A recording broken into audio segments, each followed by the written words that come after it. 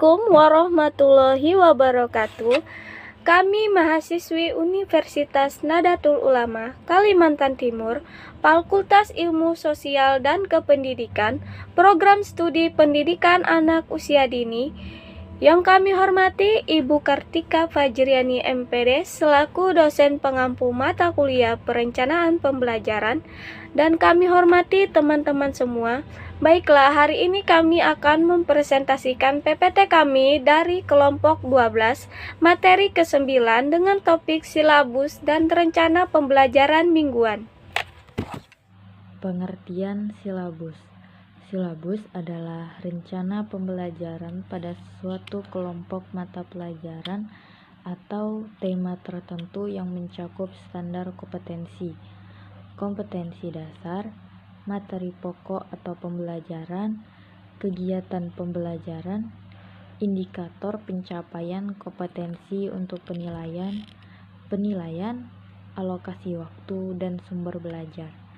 Sedangkan menurut Yulayolewati, silabus adalah seperangkat rencana serta pengaturan pelaksanaan pembelajaran dan penilaian yang disusun secara sistematis, memuat tentang komponen-komponen yang saling berkaitan dalam mencapai penguasaan kompetensi dasar.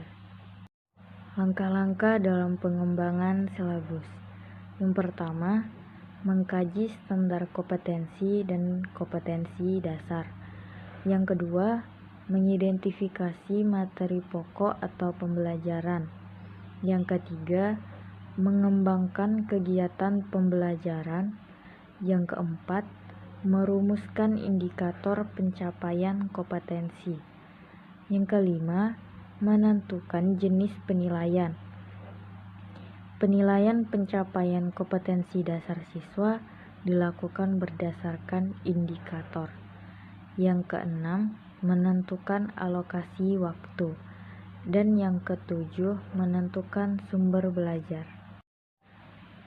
Manfaat silabus. Silabus bermanfaat sebagai pedoman dalam pengembangan pembelajaran lebih lanjut, seperti pembuatan rencana pembelajaran, pengelolaan kegiatan pembelajaran, dan pengembangan sistem penilaian. Silabus merupakan sumber pokok dalam penyusunan rencana pembelajaran. Rencana pembelajaran untuk satu standar kompetensi maupun satu kompetensi dasar. Silabus juga bermanfaat sebagai pedoman untuk merencanakan pengelolaan kegiatan pembelajaran, misalnya kegiatan belajar secara klasikal, kelompok kecil, atau pembelajaran secara individual. Demikian pula, silabus sangat bermanfaat untuk mengembangkan sistem penilaian.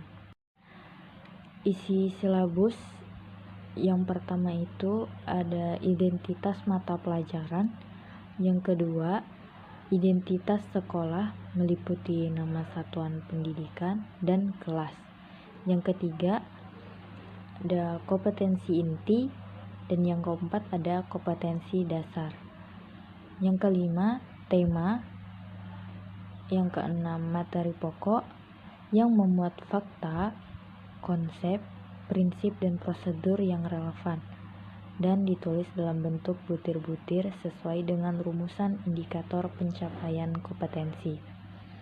Yang ketujuh, pembelajaran, yaitu kegiatan yang dilakukan oleh pendidik dan peserta didik untuk mencapai kompetensi yang diharapkan. Yang kedelapan, ada penilaian, yang merupakan proses pengumpulan dan pengolahan informasi untuk menentukan pencapaian hasil belajar. Yang ke-9, alokasi waktu. Dan yang terakhir, sumber belajar, dapat berupa buku, media cetak, dan elektronik, alam sekitar atau sumber belajar lain yang relevan.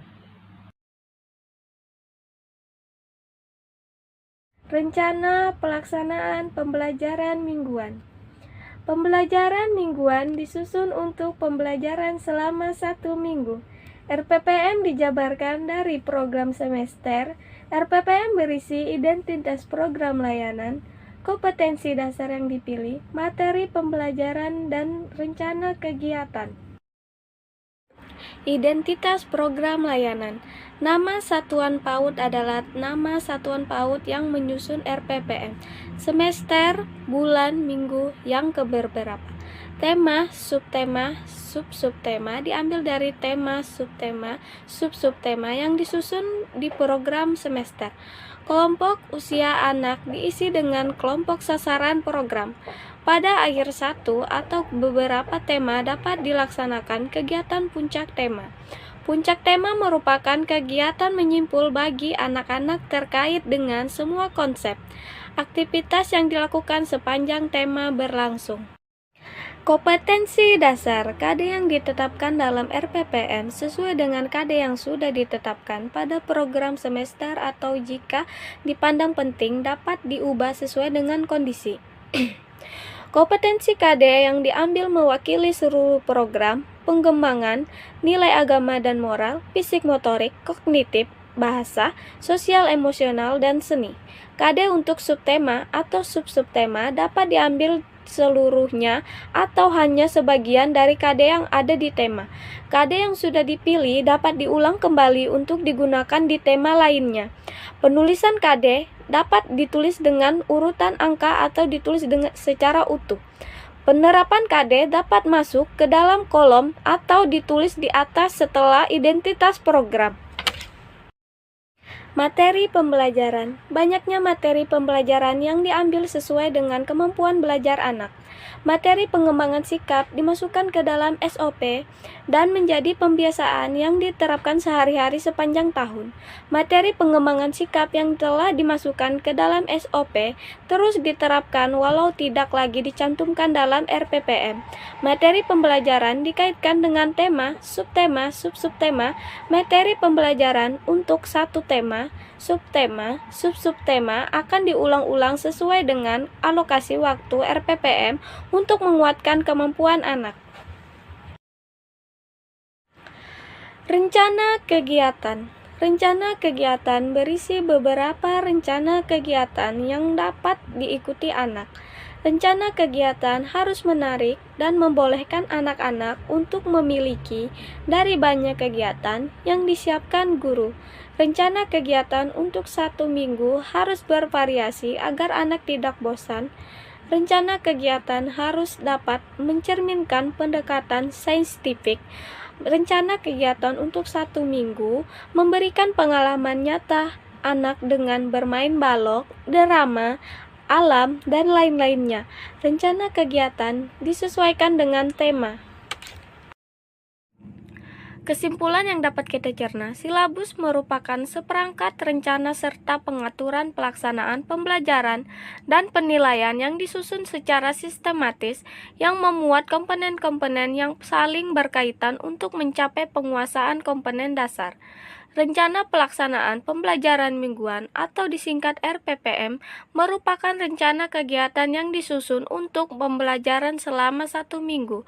RPPM dapat berbentuk jaringan tema atau format lain yang dikembangkan oleh satuan PAUD. Jaringan tema berisi proyek-proyek yang akan dikembangkan menjadi kegiatan-kegiatan pembelajaran.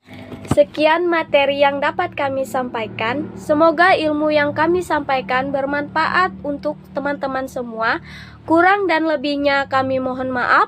Wallahul muwaffiq ila ahmid thoriq. Wassalamualaikum warahmatullahi wabarakatuh.